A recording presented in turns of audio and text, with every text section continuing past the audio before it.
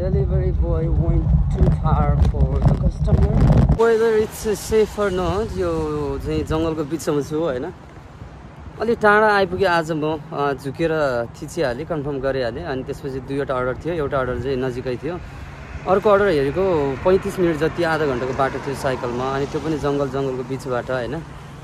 अनि यहाँ बिचमा रोके अनि फोन चार्ज गर्नको लागि। गुड मर्निङ फेरि पनि सबैजनालाई। दिवाली साउथ हलबाट मेरो फर्स्ट अर्डर चाहिँ नदिँदा फेरि सेकेन्ड अर्डर त्यही म्याकडोनल्डबाटै। यिनीहरूले चाहिँ यो ड्रिङ्क्स र फुड सेपरेट राख्छ। यसबाट चाहिँ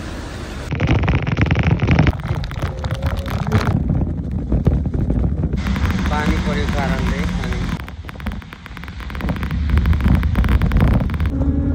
यो अर्को चौथो अर्डर। अब बाटो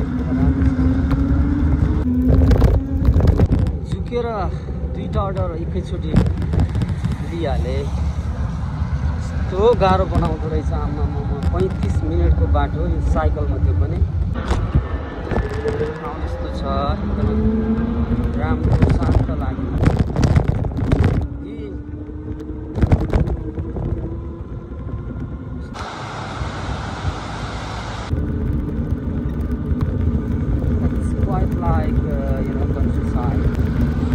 I don't think this road is for the cyclists. नजिकै यस्तो छ साइकल पनि।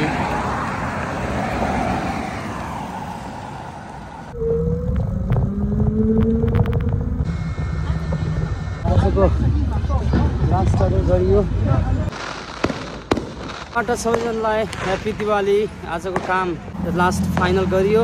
Sound pollution I mean noise pollution, there's light pollution as well, and air pollution of course. यो चाहिँ अहिले साइड नभयो राखेको। यो लास्ट अर्डर हुन सक्छ हैन। Okay, this is my final call now. आजको लागि यो अन्तिम अघिको अर्डर पछि अब आज फिनिस्ड। एकदमै मात्रामा अर्डर आइरहेको थियो आज। पक्कै पनि आज डेलिभरी काम गरेर हिँड्ने, यदि सिरियसली गरेर हिँड्ने साथीहरू पनि मजाले कमाउनु भएको छ।